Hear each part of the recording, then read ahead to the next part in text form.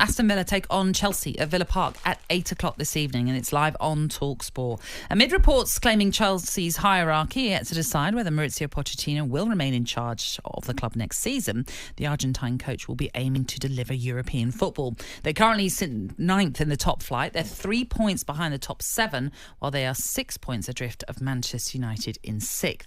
Pochettino says his side have to finish this season strongly after being thrashed by London rivals Arsenal on Tuesday. Yes, it's only 6 games, 3 weeks, and then holidays or international duty or like this. No, I think it's really important to finish in a good way.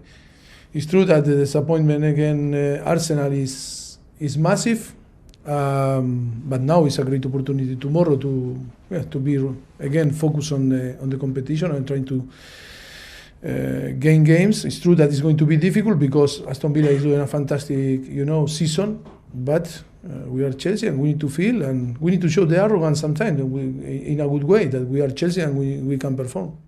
Yeah, so Chelsea 9th, as I mentioned, on 47 points. They have got a few games in hand, it should also be pointed out. So there is a possibility that they could get European football for next season. Joining us right now to give us the Chelsea perspective of this game against Aston Villa, a man who won 6 major honours with the Blues as a player and a coach. It's a very good morning to Eddie Newton. How you doing, Eddie? Eddie. I'm good, thank you very much. How's everybody? Yeah, good. We're good, Ed. Ed, I was just wanting to ask you first, though, because there seems some good signs from sort of February onwards that Chelsea was improving, looking like a more complete Poch team. But this week has put a lot of... well, there's a number of fans questioning where Chelsea are and the manager at the moment. Yeah, I can understand. Look, I think it's just been a frustrating season for everybody. I think the inconsistency of the performances and the results is a problem. As you know, as Poch was just saying in the interview, they're Chelsea. They have to show a little bit of arrogance. They have to believe they're a big club and they should be competing. But the problem is that for me, there's too many young players that have not got the experience to compete at this level on a consistent basis. The strategy I think they've gone for, it's almost like they've gone for a long-term strategy with a young squad in a competition that is all about short-term gain. And Ed, you can add into the Chelsea's injury list because the whole of the back 4, or 5, whatever they play, has nearly been out injured for Fanu, who's not even kicked a ball really this season, has he, with the injury he had. And you're seeing players who are lacking in experience play, but Chelsea, even with that great squad of players they've got, they're still suffering from the injuries. Yeah, sometimes you know as well as I do, Cass. But sometimes you can have a freak season where you just have multiple injuries to some of your best players, and it doesn't matter who you are. You could be Real Madrid, Man City, Liverpool, like the best teams in the world. You can't go out and compete without your top players. That's why you buy them. That's why you invest in them and try and win titles with them. So it doesn't matter if you don't have the complete squad to be able to compete. Then it's always going to be difficult. And for me, they're relying too heavily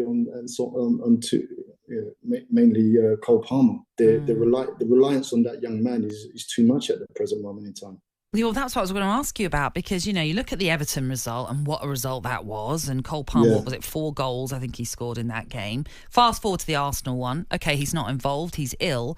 But that inevitably now leads to the conversation of, are they just a one-man team just so solely reliant on Cole Palmer to get themselves goals and the points needed? Well, it just seems like the goals... He's the one that stimulates the goals. Obviously, he's the creator of goals, or actually the goal scorer, and he scored an immense. Is it 21 goals he scored this season? So, yeah, they're heavily reliant on him, and when he's not in the side, obviously the defending was something not to speak about on the night when they lost 5-0 to Arsenal. But you can see going forward, they're not the same team, and what he does when he's off the ball, and when teams are always wary of him because he plays in that kind of free role, and he sits between the lines and he makes runs in behind, and he's really hard to pick up. So Without him in the side, I think it's easier for teams to defend against Chelsea because it's a little bit more predictable, shall we say.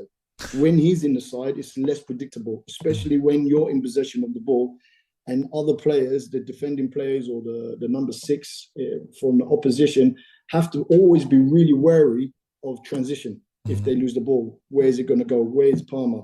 We need to pick him up. Make sure that you always got a second eye on him.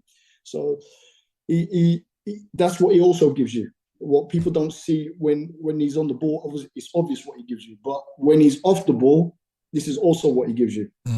Eddie, Aston Villa have Ollie Watkins, free scoring, looks full of confidence. You know, he's got momentum going this year and he's just been superb. And then you got Nicholas Jackson for Chelsea, and he looks the complete opposite in front of goal of Ollie Watkins.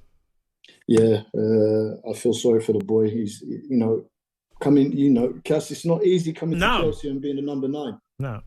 And there's many, no disrespect to Jackson, there's been many bigger names than Jackson that have come to Chelsea and failed. So it's a difficult gig to be the number 9 at Chelsea. And he's going to have to, have a really strong character to get through because, to be fair, when Didier first came, he struggled at Chelsea when he first came, but he grew into the role, and it was his character that he refused to back down, and he kept going, and it changed around for him, and he became the player that we all know and love today. So, it doesn't always happen straight away for you. If Jackson's got the character and he's able to carry it through to next season, if given the time, because we know everybody hasn't got the patience no more. But it's a difficult gig for him. And as you say, Ollie Watkins on the opposite side is flying at the moment, and is looking like a very strong candidate for the Euros. So it's going to be highlighted tonight, and it's going to be very difficult for Jackson.